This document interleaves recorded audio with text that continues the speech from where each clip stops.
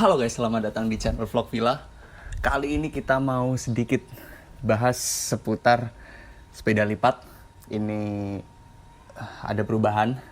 Dan video kali ini kita buat berdasarkan pertanyaan di kolom komentar dan di DM Instagram saya seputar disc brake beralih ke U-brake di sepeda lipat ini. Itu pada saat konten episode 2, bengkel episode 2. Kemarin melahirkan beberapa pertanyaan. Apa sih perbedaannya? Dan apa pengaruhnya? Nah, teman-teman minta reviewnya. Saya menggunakan sepeda lipat yang udah diganti dengan U-brake ini. Dari sebelumnya disc brake. Karena ini wheelsetnya juga disc brake sebenarnya, Hubsmith-nya. Tapi bisa digunakan dan bisa dipasang untuk U-brake. Nah, kita akan bahas sedikit reviewnya dari sepeda lipat yang saya ganti menggunakan U-brake ini. Saksikan videonya.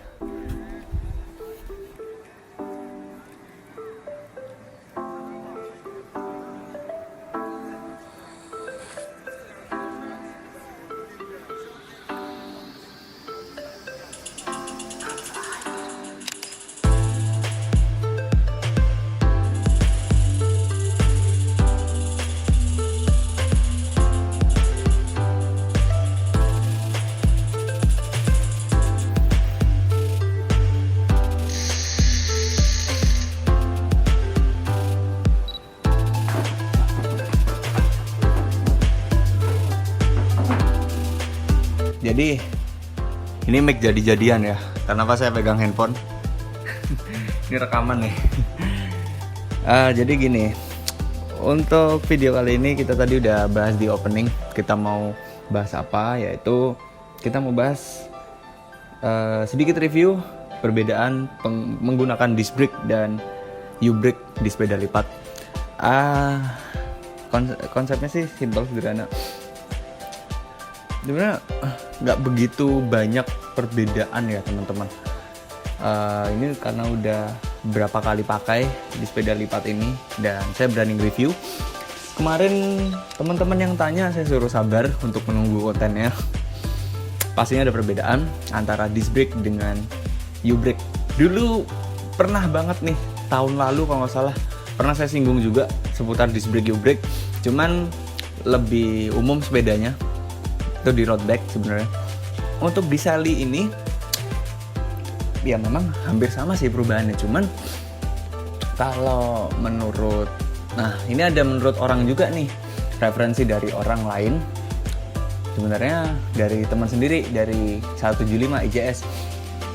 Ini Sally jika dia menggunakan disc brake dengan U-brake itu selisihnya dikit aja, tidak jauh berbeda seperti road bike. Cuman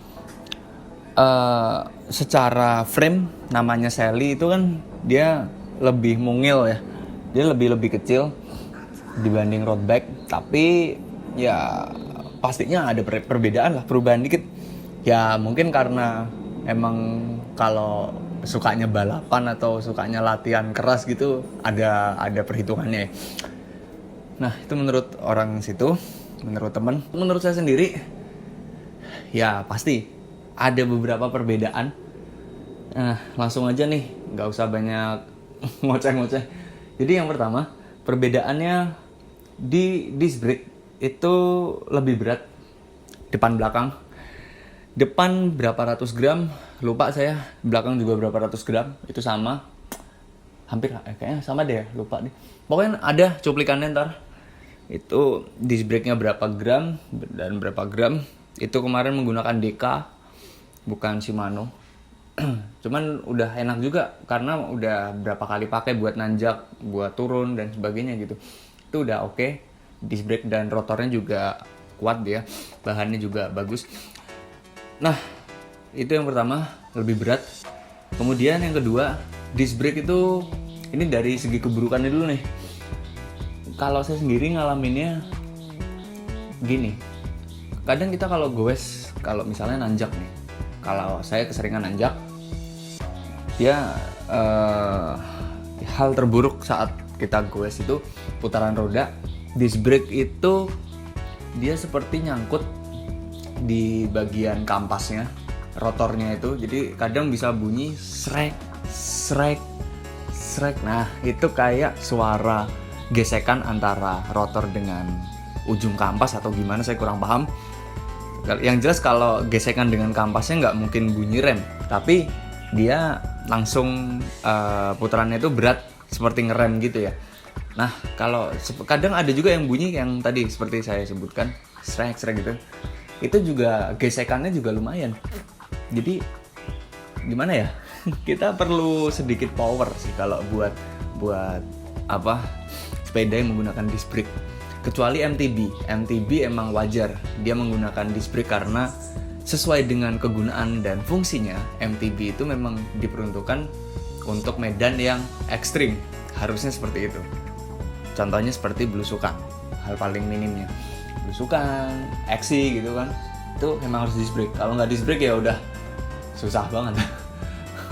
Mana treknya lumpur, treknya batu, tanah, pasir gitu ya, atau cor hancur gitu. Itu paling recommended menggunakan disc brake.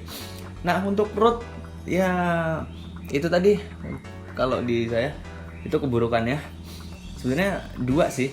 Dia lebih banyak untungnya kalau disc brake di sepeda lipat. Road bike juga sama, tapi kalau untuk sepeda lipat sama, hampir sama. Untungnya kalau dari segi kegunaan harian menggunakan disc brake itu sangat untung karena dia lebih awet. Kalau untuk pemakaian tidak memakan pelek atau brake line dari si wheelsetnya karena dia menggunakan rotor untuk pengeremannya dan ada kampas di situ. Itu dua. Kemudian yang ketiga, disc brake itu sebenarnya ya awet juga sih. Sebenarnya ada ini juga. Tapi kembali ke penggunaan lagi, kita makainya seperti apa. Kalau misalnya disc brake, kalau saya pikir dia lebih awet daripada rim brake yang kita pasang di brake line. Itu sangat makan di wheelset dan brake line-nya terutama nanti lama-lama habis. kalau wheelsetnya ini ya brake line tipis gitu. Oke. Kemudian lari ke U-brake. Nah, kenapa saya ganti U-brake? Karena saya ngejar ringan, saya ngejar nyaman supaya bisa loncat nanjaknya gitu.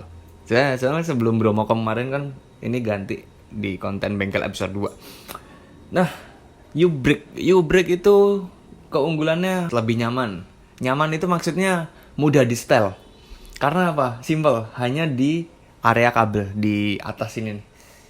Tidak seperti disc brake yang jika terjadi trouble, nah nanti nyetelnya di bawah di bagian apa itu namanya?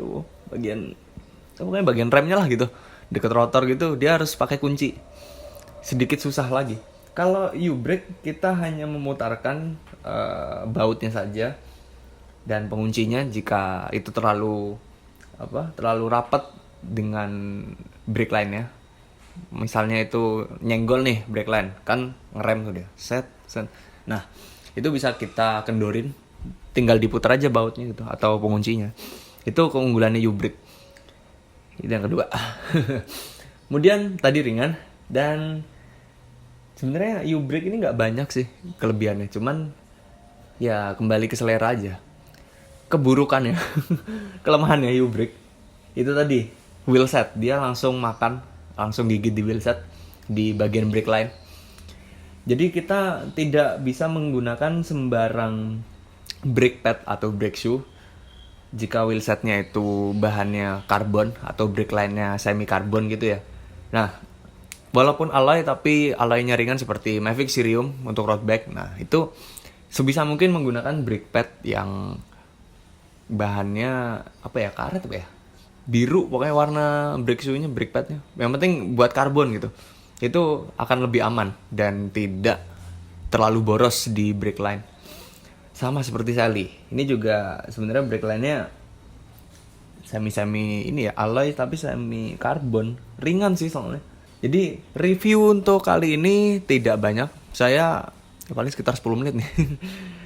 Jadi itu tadi teman-teman. Semuanya kembali ke selera.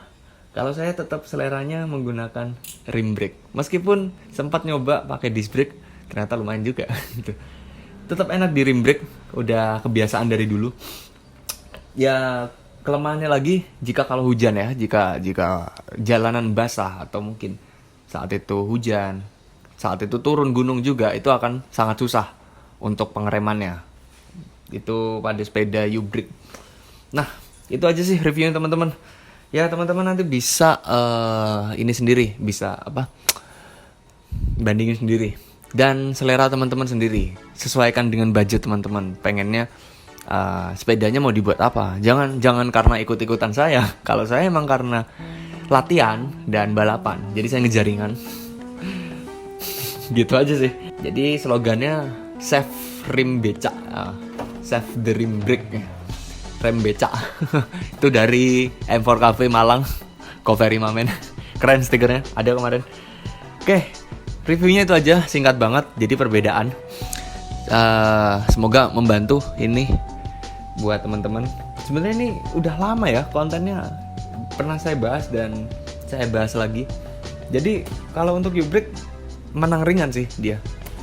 Menang ringan dan buat nanjak it's okay banget. Well, enak gue. Oke, itu aja teman-teman. Terima kasih. Jangan lupa subscribe channel Vlog Villa. Nantikan video menarik dari saya lainnya. Keep riding safe and goodbye.